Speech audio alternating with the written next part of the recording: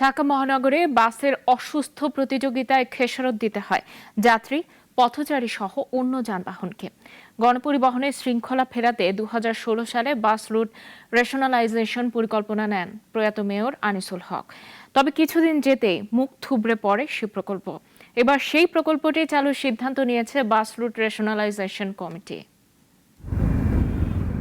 যুগ যুগ ধরে নিয়ম নীতি তোয়াক্কা না করে চলছে ঢাকার গণপরিবহন। বিশেষ করে প্রতিটি বাস যেন চলে নিজের নিয়মে। বর্তমানে ঢাকায় 291 রুটে চলছে 2500 মালিকের 5000 বাস।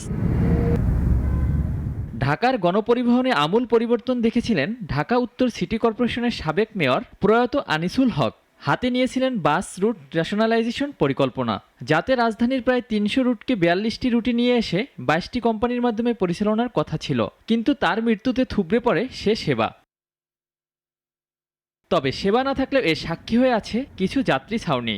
একই রুটে এক কোম্পানির বাস চলাচল নীতিও দেখা যায়নি। সংশ্লিষ্টরা বলছেন পুনরায় চালু হলে সবার জন্য হবে মঙ্গলজনক, তবে মালিকদের থাকতে হবে সদিচ্ছা। লোকাল গাড়ি কিছু কমায় যদি ওগুলা করে যায় তাহলে একটু যানজট কমতে পারে। শুধু টানি, কিন্তু বেতন তো পাই না সেরকম আগের মতন। ঢাকা পরিবহন যদি চলে আমাকে বেতন হিসাবে, তাহলে আমাদের জন্য ভালো। আমরা চাই এগুলি আসুক, কিন্তু ওনারা তো মালিক পক্ষ সমিতি এরা তো চায় না। বলা হয়ে থাকে পরিকল্পিত পরিকল্পনার অভাব ও বাস মালিকদের অপরাজনীতিতে বাস্তবায়ন হয়নি এ প্রকল্পের পরীক্ষামূলক চলাচল।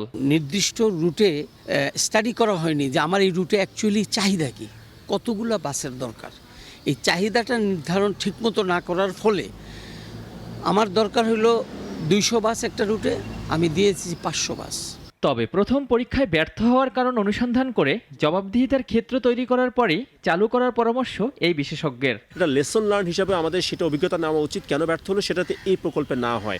এবং দ্বিতীয় হচ্ছে চালককে অবশ্যই নিয়োগপত্র দিতে হবে এবং মনিটরিংয়ের জায়গায় রাখতে হবে, যাতে সে এক্সট্রা টিকিটবিহীন যাত্রী উঠালো কিনা। আদারওয়াইজ দেখা যাবে যে ব্যক্তি লাভ হবে কিন্তু কোম্পানি লস করবে এবং আবার মুখ থুবড়ে পড়বে। যেভাবেই করা হোক না কেন, উন্নত শহরে সরকারি মালিকানায় চলে নগর পরিবহন সেবা। সে পথে হাঁটার পরামর্শ সকলের। অলিউল রনি, নাগরিক, ঢাকা।